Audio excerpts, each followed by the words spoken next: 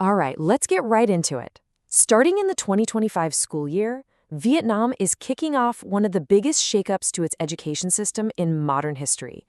We're talking about a massive, nationwide overhaul that's going to completely change the school day for millions of kids. So you have to ask, why? Why do this now? Why make such a huge shift?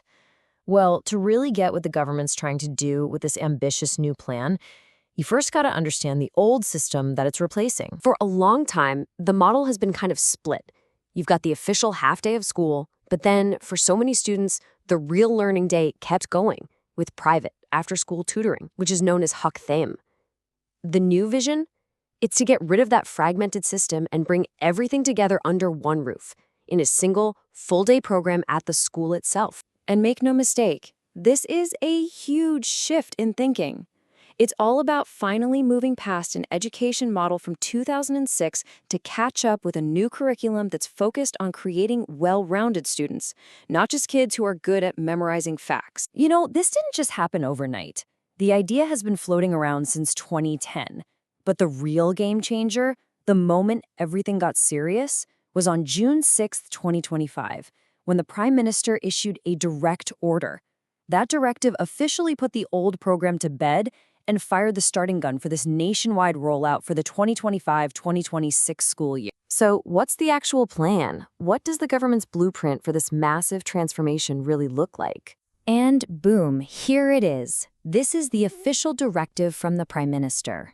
This single document is what sets the whole national project in motion. It signals to everyone that this isn't just a suggestion, it's a top-down national priority. Now, to make sure a rollout this huge doesn't turn into total chaos, the government created something called the 8 Clears Principle. It's basically their rulebook to prevent any confusion, making sure everyone, from the ministry all the way down to the local school principal, knows exactly what the purpose is, who's in charge, and who's responsible for what. Okay, enough of the high-level policy stuff. What does this new school day actually look and feel like for a student walking through the school gates? So, the day is basically split in two. Session 1 is the core stuff, the mandatory national curriculum that everybody has to take. But Session 2, that's where the real revolution is. It's totally voluntary, and it's supposed to be built around what the students themselves actually want to learn. And just look at what's on the menu here. This is incredible.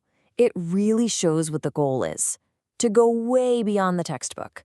We're talking STEM projects, financial literacy, AI development, career planning, arts, sports. The whole idea is to nurture practical skills for the modern world. Look, it's a fantastic vision, right?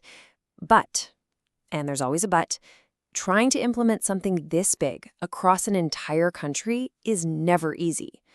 The ambition is there for sure, but the practical hurdles on the ground are pretty huge. I mean, just take a look at the data from Hanoi, the capital. Even here, full-day schooling in middle schools is nowhere near 100%. You've got major districts that are only around 50 or 55% of the way there. That just shows you the scale of the mountain they have to climb to get this then nationwide. And the problems really boil down to 3 major roadblocks. First, infrastructure. A lot of schools just weren't built for this. They don't have enough rooms. Second, you need teachers, especially for all those cool new subjects like art and IT. And third, the really big one, money. And that brings us to the million-dollar question. The government's been really clear that Session 2 is voluntary and shouldn't just be a sneaky way to charge extra tuition. So, if parents aren't footing the bill directly, who is? Well, the official answer is a mix. Part of it comes from the state budget, and the other part comes from this concept called socialization. That's basically a formal way of saying they're asking the community, businesses, organizations, even parents, to chip in. But that term, socialization, is creating a lot of confusion and anxiety. And you don't have to take my word for it. Just listen to this quote from a middle school principal right in Hanoi. You can just feel the stress in that statement. They're caught in the middle, terrified of accidentally crossing a line they can't even see clearly. Because at the end of the day, all the policies and funding models in the world don't matter if it doesn't work for the people at the heart of it all, the students and their parents. And their reactions are, well, a mix of incredible hope and some serious doubt. On one hand, You see the hope. This parent, Toti Thing, sees the promise. She's thinking, hey, if the school can actually deliver a great all-day program, maybe, just maybe, we can finally stop the endless, exhausting cycle of private tutoring, and my kid can actually have some time to rest. But then, on the other hand, you get the skepticism. Here's a parent, Tang Mai, who's worried. What if this exciting session 2 just turns into more of the same old boring classes? Her daughter has big dreams, and she's worried this new system won't provide the specialized, advanced learning she needs to get there. So, when you boil it all down, this is the core tension for families. The hope is for a richer, less stressful education. The fear is that it'll be a botched rollout that doesn't deliver. And what parents are demanding is simple.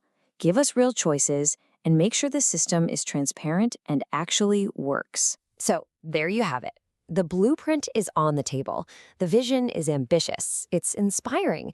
But with all these very real challenges in infrastructure, staffing, and funding, the one big question remains. What's it really going to take to turn this plan into a better reality for every single child in Vietnam?